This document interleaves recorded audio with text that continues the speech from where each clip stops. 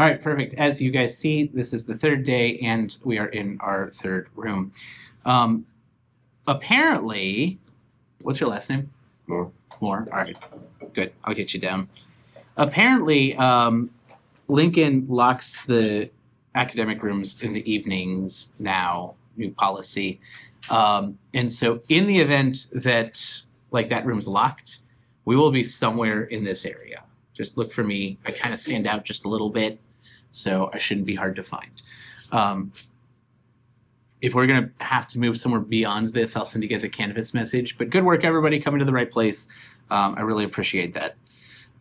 So this is going to be the last lecture in our Chapter 1 segment. Then we'll move on to Chapter 2. For those of you who are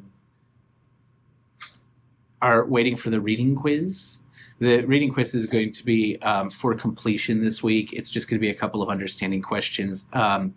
The book has test banks and everything that go along with the test, but I got access to that this morning. So I apologize for it being delayed, but it's just going to be for completion. If you completely bomb it in your online, it doesn't matter. For those of you in the classroom, it's optional for you to take it or not. So today we're going to be talking all about, in political science, what we call an institution. And so if you remember our formula from last time, I'm on the wrong day's notes. If you remember our formula from last time, we say that there's preferences that's kind of filtered through the institution, which results in the outcome. So we talked all about those preferences and kind of what makes them different last class. We'll probably dive deeper into that later on in the semester. But for now, we've covered that. Now we're going to start talking about institutions, which are those rules and everything, before we go into finally the outcomes, which is kind of what we'll conclude the semester with, actually. So we're going to put a pin in this and then move to that later on. By the end of this class, you guys should be able to define an institution in political science terms, explain how institutions change incentives and outcomes, and analyze any political conflict using that preference institution outcome framework that we talked about last time. So in my notes, I have this blurb to read to you guys, which I'm going to. Last class, we said democracy is organized disagreement.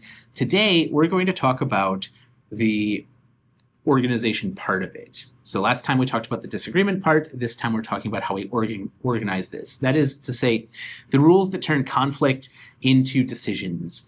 If you remember one thing from today, remember this: the rules change the results. So, what is an institution? In everyday life, institutions can mean a whole bunch of different things.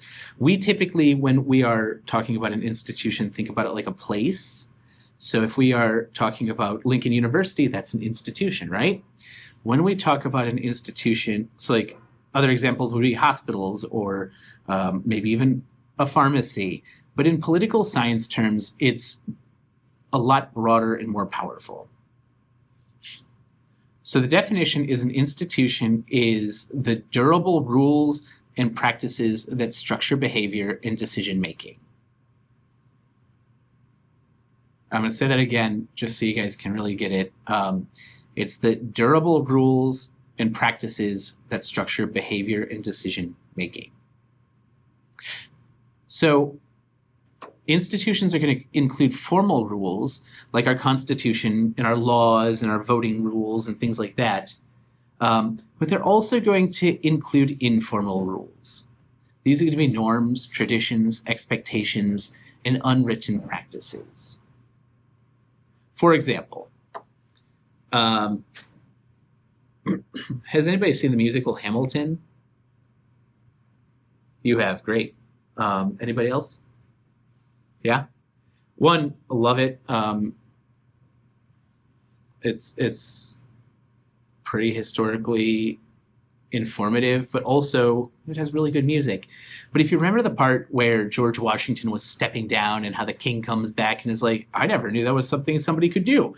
That set a tradition in the United States that was followed for quite some time, more than 100 years, actually. And basically that tradition was that a president may serve 2 terms. Does anybody know the president that said, no, I'm cool, I'm going to do a third victory lap? It was one of the Roosevelts, right? Yeah. Very popular president, did a 3rd term, and Congress actually passed Congress promulgated, and then we passed a constitutional amendment limiting the president's term to 2 terms. So that's something that that's kind of the difference, right? There's these traditions that we do it this way, or we're going to let this happen, and then there's the formalized rules when we actually have to write it down.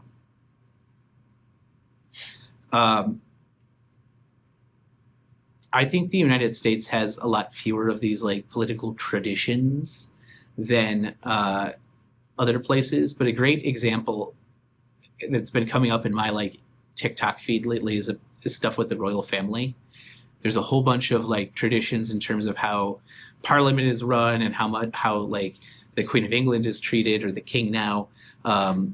These protocols that aren't really codified anywhere. No one has actually said this is the way it works, but it has just always been done this way. So institutions don't eliminate disagreement, and that's one of the key things. They just decide how disagreements get handled and who tends to win. And that's kind of a really big thing now, because what we see happening is a shift in the way our institutions work. And if we talk about it like, who gets to vote on things, we see a big push to change how the entire election process works, how voting works, who can challenge that. The Supreme Court just came out with a decision, I think yesterday or the day before, that states that any political candidate may challenge election rules. This is huge. They don't have to prove that they're actually harmed by the election rule or anything like that. Anybody can challenge it. The reason this is such a big thing, hey, make sure you get with me at the end of class so I can mark you as present. All right.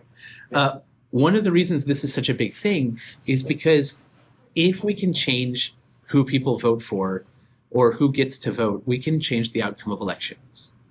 Has anybody heard the term gerrymandering? Yeah. That's a huge thing going on in the news right now. Missouri's at the forefront of that because we have just basically last session in an emergency session, the legislature passed new voting districts. And the reason a voting district matters is if we can carve up the state in such a way that we have lots of liberals here, but we're going to cut that pie up into lots of little slices and water it down with a whole bunch of conservatives, we can change who tends to be elected. So what happened in Missouri is we have Kansas City that had several congressional seats that came from it. They cut Kansas City basically in half and watered it down with a whole bunch of more rural communities to the east. And by doing that, based on statistics, there's likely going to be more conservative voters than liberal voters. The outcome of this is that Emanuel Cleaver, yes, the guy who the street is named for in Kansas City, famous longtime mayor, now U.S. senator, I believe, no, representative, his seat's probably going to flip in the next election. People are challenging this. They're saying it's unconstitutional. There is a referendum on it saying that, a referendum in Missouri, which is unique. This is kind of beyond the scope of this class, but I want to share it with you anyway. A referendum is unique to Missouri where basically the voters can say, no, legislature, we don't agree with that. We want you to not do that. And if this referendum passes, that law gets overturned. There's a lot of litigation going on about that. So as it develops, I'll try and share more information with you guys. Long story short, by changing the institution, by changing the way that we actually tabulate votes and we allow elections to work, the outcome of a House seat election can change. Does that mean anything? Well, the Republicans currently have a majority in the House, but they have that majority by a very slim margin. So every single seat that moves from the left to the right or the right to the left could have a massive outcome on that. California is doing the exact same thing. In response to some of the things that conservative states have done, California has a ballot measure to gerrymander their state. And if that passes, while California would traditionally send some Republicans, very few Republicans would come from California. All right, that was a long aside, but I have a question. Yeah.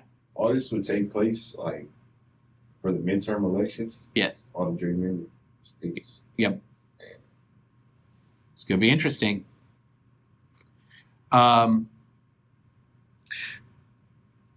Everybody says it's an ancient Chinese proverb. I traced the origin of it once. It actually was a United States ambassador that claimed it was an ancient Chinese proverb. But it says, "May you be cursed to live in interesting times." And we certainly are cursed to live in interesting times.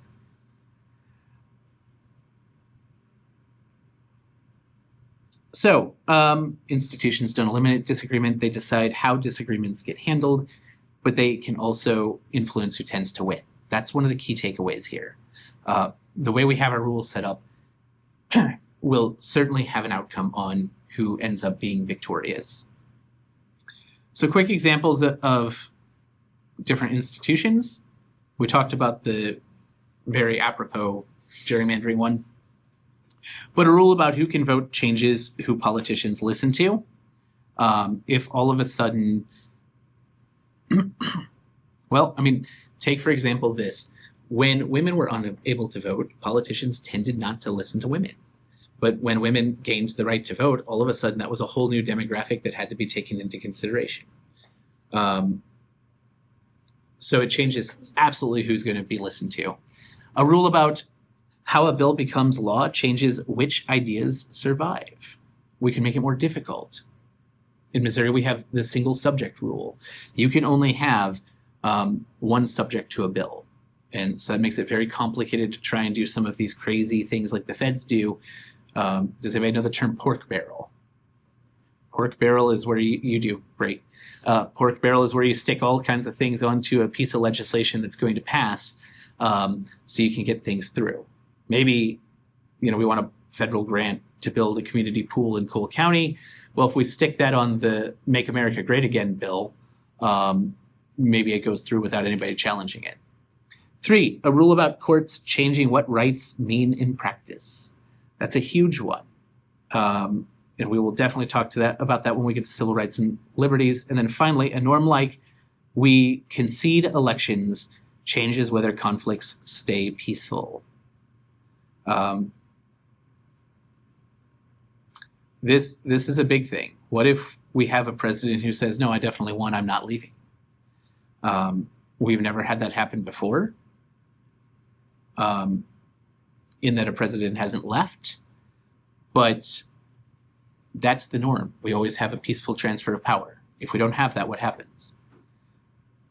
January 6th.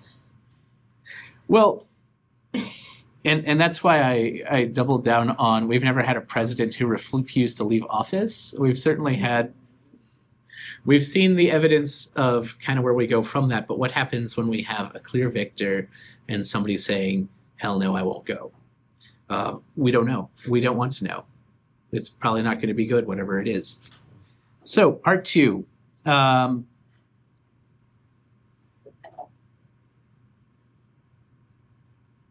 Institutions are going to shape incentives. Incentives are going to shape behavior. Behavior is going to shape the outcome. So I want you guys to think about this whole concept this way. So rules are going to yield incentives, which are going to yield strategies, which are going to yield outcomes. Let's put that into an actual human, non-political science example. If a class is graded only by one first final exam, students study differently than if there are weekly assignments. Same students, different rules, different outcomes. In law school, there's only one exam. You go to class You read your assignments because you don't want to be the kid who is sitting there and the teacher calls on you and you're like, I don't know, because it's really embarrassing feeling. But it frankly has zero outcome on your final score. You could just not show up to class if there's not an attendance policy, and as long as you ace the final, no problem, you move on to the next class. However, if there is grading for participation, if there's grading for attendance, if there's grading for whether or not you've actually done the reading, that's going to change how people show up, right? So it's the exact same rules. The incentives are different. I'm sorry, it's the exact same students, but because we change that rule, because we change how we look at grading, we change what incentivizes people to show up. That's going to change the strategy they employ, and ultimately it's going to change the outcome. Here's a couple of examples from politics, though. If elections are winner-take-all, groups form coalitions differently than in proportional systems. What does that mean? Well, in the United States, we have kind of a winner-take-all formula. We elect the president directly. In parliamentary systems, like in Great Britain, they have proportional systems. So there are many more different political parties, and the way that they elect their basically chief executive officer, for lack of a better word, or as they call it, prime minister, is that people in parliament vote on who the prime minister is going to be. So what they do, because it's not a winner-take-all thing, the people who have the power are basically the people who have the most representation. So that's one. If passing a bill requires multiple veto points, fewer bills pass and bargaining changes. So in the United States, if we had just one chamber that could pass or refuse a bill, and that was the final word, easy. They do whatever they want, right? Or they don't do anything. In our system, in virtually all the states, in the federal system for sure, we have a two-chamber system usually, where the House and the Senate have to agree word for word what the law is going to say, and only then is it sent to the executive, who has the opportunity to say, nope, we're not going to do it. So if we change that process, it's going to change how the whole thing works. 3, if the president can act unilaterally in certain areas, Congress behaves differently. I'm not going to touch that one right now. There's lots of things we could say about that, but that's going to be a whole discussion, and I don't have time for it yet. I want to get through this stuff so we can cover it. The key line for you here is that institutions are like the physics of politics. You can't reason about outcomes without the rules. What happens if we do, right? What happens if we, as a group, decide, hey, everybody has to agree what the scores are going to be for the class or something like that. And everybody has a different idea. Everybody comes with some other concept into the room. And we have no formula for how we're going to decide on that. What are we going to do? Break it down into several options? We could, but will we ever really reach a consensus? Like, what is the rule here? Is it going to be the majority rules? Is it going to be a supermajority, like 2/3 of the class has to agree? Is it going to be everybody has to agree? Let's start with everybody has to agree. How are you going to get to an outcome ever? Right? And so my point here is that the rules are very important. But what if we made the rules of, hey, these 3 people always get to decide everything? Well, that's not fair to anyone. Nobody wants to live in that system. So we end up with a system where that's not going to last. So the genius, and I hope that throughout this class you guys see this, the genius of our political system, the genius of the way that we have set it up, is that it has lasted for so long. It creates this concept that we're able to actually hear the opinions of a significant minority. That term comes from Robert's Rules of Order. That's the first time I heard it. And it's kind of crucial to the way our democracy works. What does a significant minority mean? Does it mean we have to listen to every single person out there? There's some real crazy people. No.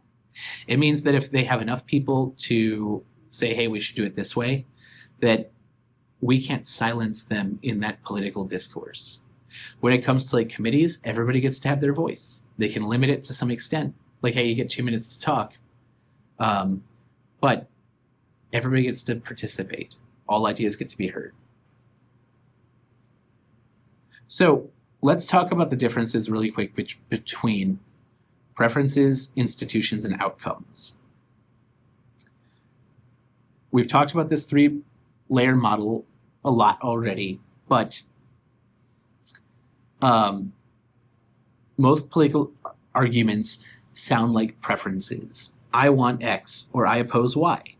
But the real power often sits in the middle. Who decides and by what process? You guys should be acutely aware of this, because your generation, my generation, we share a lot in term. You guys are, would you consider yourselves mostly Gen Z or Gen Alpha? Gen Z? I'll say I think so too. I'm a millennial. And one of the things that's interesting is that our groups agree a lot on where public funds should be spent, where the incentives should be for people to do things. But the people in power and the people who tend to vote in elections are significantly older on average. And so if you look at what the government is actually focusing on, they focus on a lot of things like senior care and Social Security and cutting taxes for older Americans. We saw this with Obama tried to eliminate student loan debt, right? But that was something that was almost immediately struck down. So when we talk about the difference between the preferences in the institutions, that's one of the key things, is that if our institutions aren't really doing what we need them to do, then those preferences aren't going to be seen. So here's a couple more examples.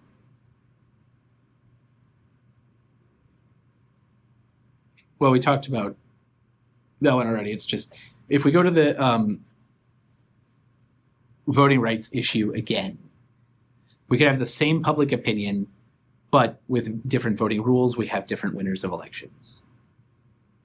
We can have the same policy idea, but with different committee rules, we have different chances of actually passing that. So changing minds matters, but changing rules often matters even more.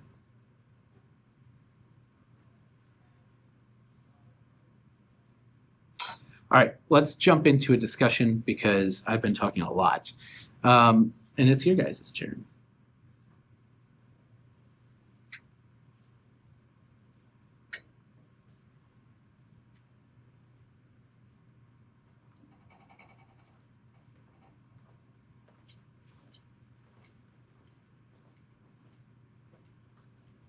So let's take one of our examples. Again, like we did last time. We're probably going to play through this a little bit. We're probably going to play through this a couple of times, but I want you guys to give me an idea politically, either here on campus. Were you raising your hand? No. All right, I want you to give me an idea like here on campus or locally, anywhere, school board decisions, public health rules that you guys are passionate about. So first off, anybody shout out an idea that you're passionate about.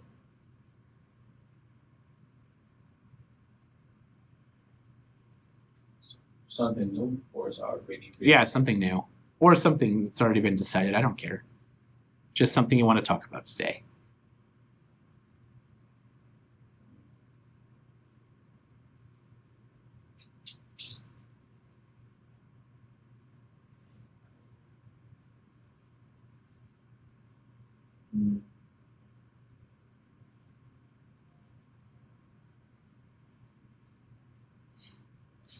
All right, fine. We're gonna do a simple one that happens at my house all the time. What about nap time? Does anybody here enjoy naps? I've got a 6-year-old, a 4-year-old, and a 1-year-old, so there are lots of opinions about naps in my house. who are the players in this? If we're deciding whether or not we take a nap today, who's involved? Definitely kids. The kids? Yep. Parents. The parents? Yep. Right? What does each side want? What are the preferences? Kids don't know what they want. Kids know what they want. They just might not be making the best decisions, right? My kids don't want to take naps. That's their preference. My wife and I, want them to take naps. Why do we want them to take naps? We want them to be well rested for whatever the activity we have coming up next. We want them to be able to not be terrible humans later on in the day. And we want that break ourselves, right? So here's the big thing. Who decides and how? So those are the preferences. What do the kids want? Who decides and how? This is the institution. Who decides? Yeah. The great thing about being a parent is it's a dictatorship.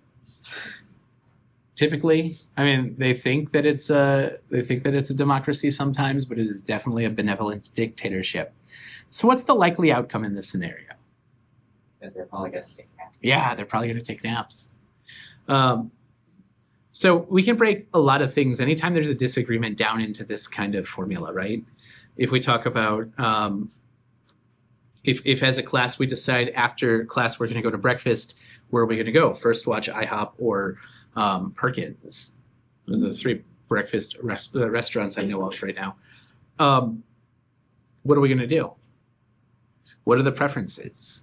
Do any of you have preferences? Shout out which one you like the most. So the options were First Watch, IHOP, and Perkins. Yeah. First Watch. I ain't never heard of First Watch. They have good coffee. Yeah, I don't use coffee. They have good quiches. Anybody else? How about you? What was the question? What? What was the question?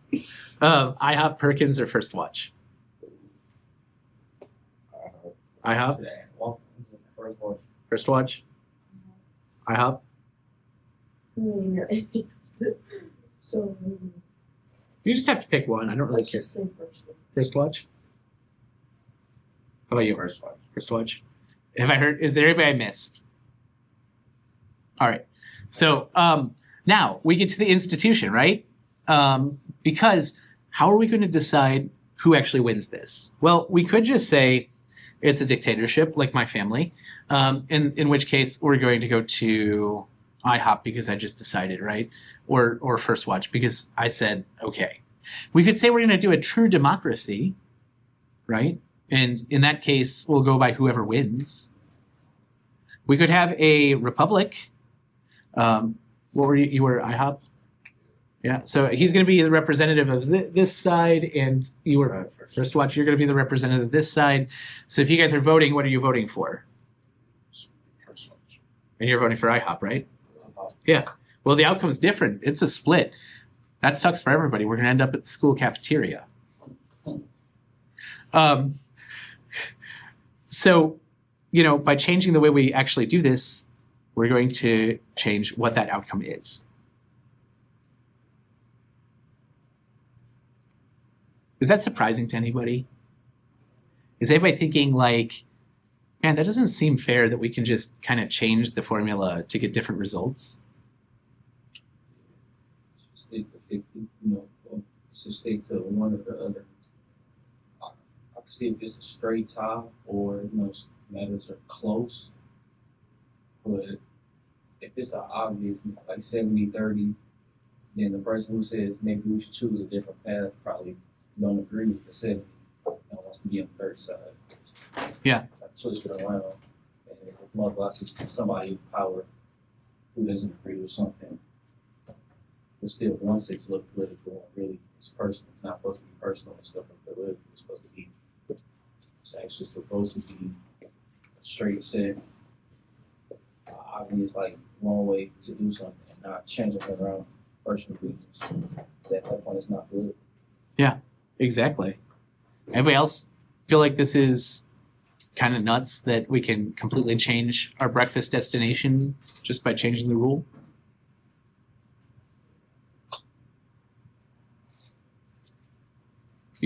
Does everybody see how this applies though to the broader sense of government? Or is anybody missing that? Could you give an example of like how where this is happening?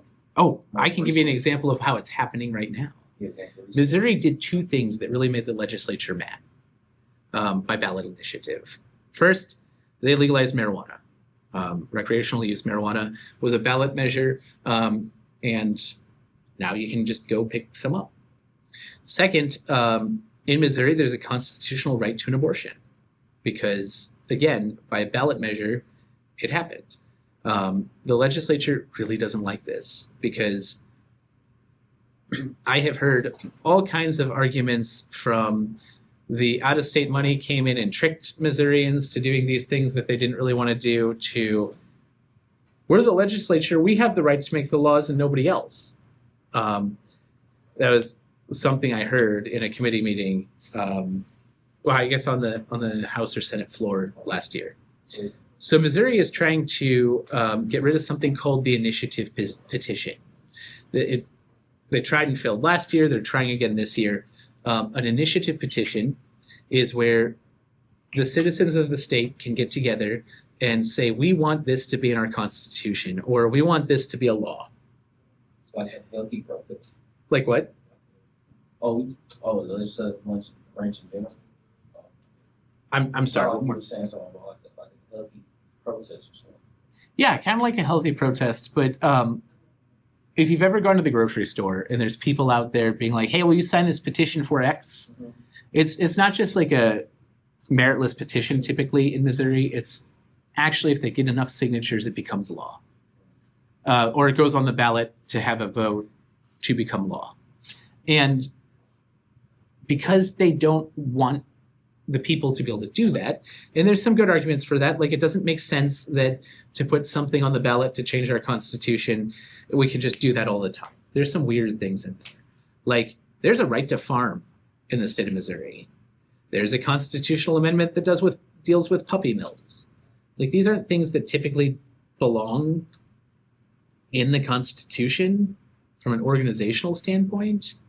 But because of this, the legislature is trying to get it on the ballot again to change that requirement.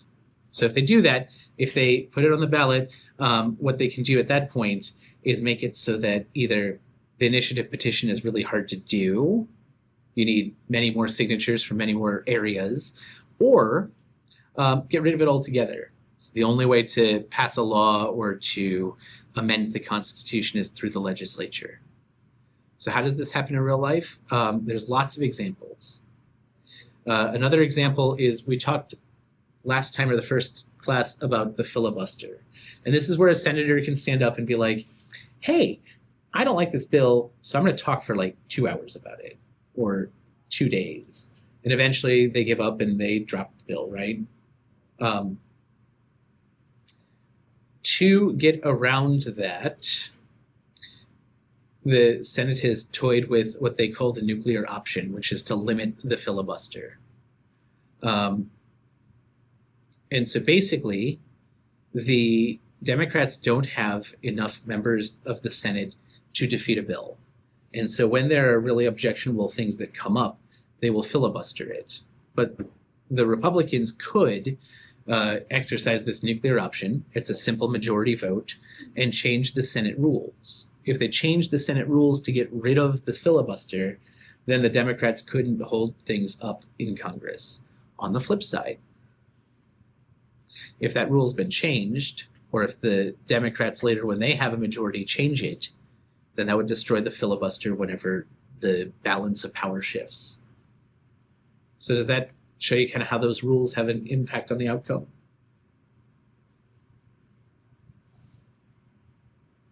I'm going to take it as a yes. Stop me if you've got questions, though.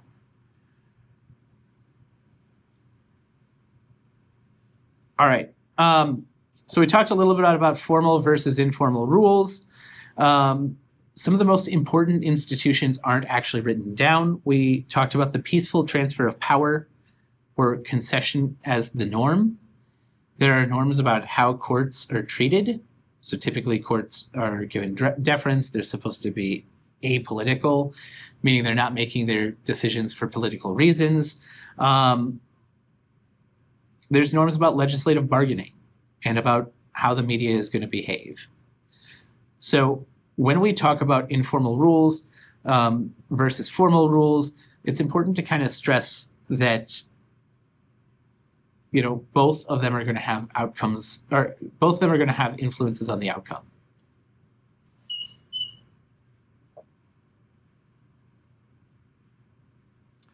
All right, so we're going to do a quick practice about this to see if you guys are grasping the concept. I'm going to describe a situation. Your job is to name the institution. So a proposal can't pass unless it clears multiple steps and multiple actors can block it.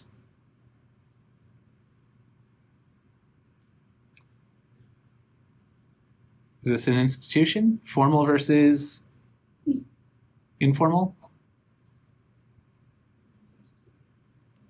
Shout, talk a little bit louder.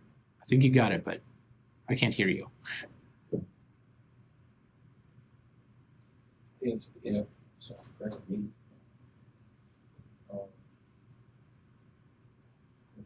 choose the institution. Yeah, no, so is this formal or informal? Yeah, exactly. A dispute is resolved by judges interpreting a text.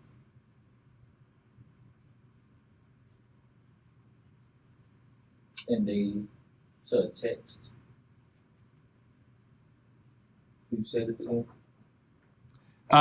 A dispute is resolved by judges interpreting a text. I want to say formal, but do they know the context? Like, or are they just looking at it and so okay, we're gonna go with this? This one's really What complicated. does formal versus informal mean? So formal is going to be when it's actually written down, like the institution is a rule that has been written, and informal is going to be a rule that is unwritten. I think that's it. I think this one's kind of a toss-up. And the reason I think it's a toss-up is because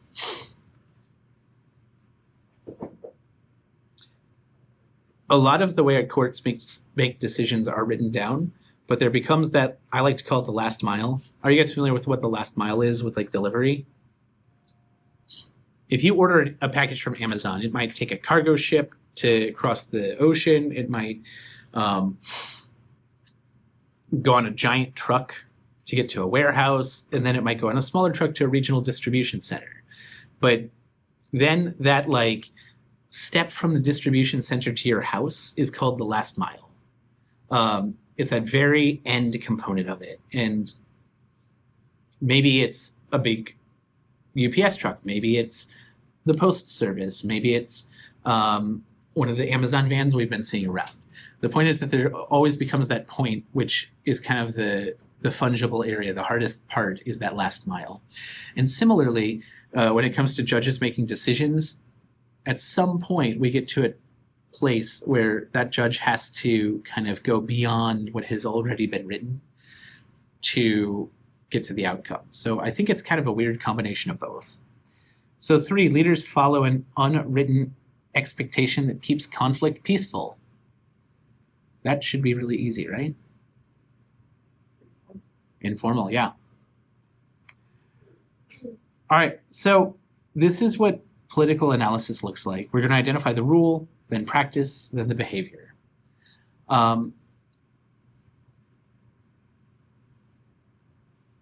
When we come back next class, so this one was kind of short, it's because we front-loaded the first 2. When we come back next Wednesday, we're going to start the biggest formal institution. We're going to start talking about the biggest formal institution in the United States, our Constitution. The Constitution is a set of rules designed to manage conflict by dividing power, limiting power, and creating protections. So, remaining of this week, over the weekend, finish Chapter 1. If you haven't turned in your values assessment and your reflection yet, please get that done. I've already seen some. I've graded some. Everything I've seen so far. Awesome work, guys. And the micro quiz will be out. Like I said, I'm going to change that for completion only, just because I'm late getting it out because of access issues. So we have done a lot of groundwork in terms of getting you guys ready for talking about actual American government. And I don't really enjoy this all that much because it's very ethereal. It doesn't feel concrete. It feels like we're talking about a lot of untangible ideas, and we are. But as we move into the next sections and as we start talking about how these institutions actually function, hopefully it becomes a little bit more demystified. Do you guys have any questions for me about any of the stuff we've covered in chapter 1? Or questions in general? Let me ask a quick housekeeping question. Is everybody able to access the textbook? Or is anybody having problems with that? I don't know how to access it. Okay. Canvas, and then go all the way down to all materials, and then save it to this page where all your books of any of the classes are, and then you'll see this book pop up on there. Okay. You have to make an account on a different website? Just Okay. that just takes you all your books for all your classes. There's also an app you can use with all the books.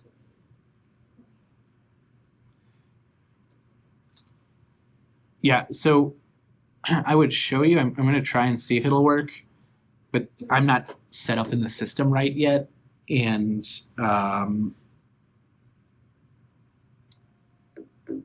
because of that, I may not be able to open it.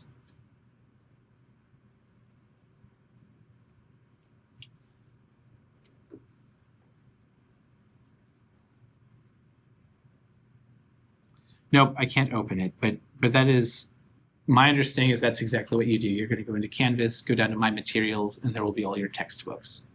Okay.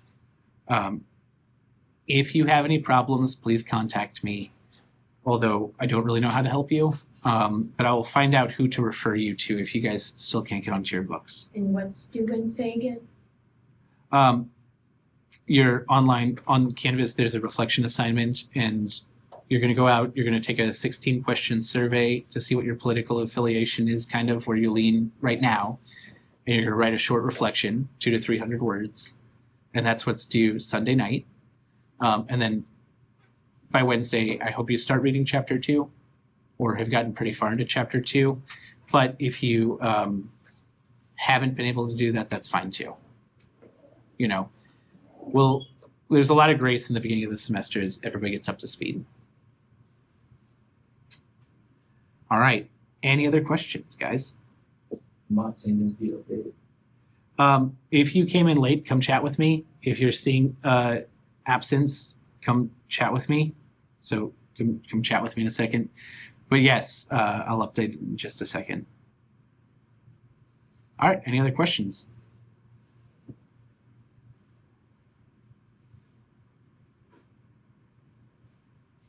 All right. Perfect. Thanks, everybody. I hope you have a great, remember, no class Monday. So I hope you all have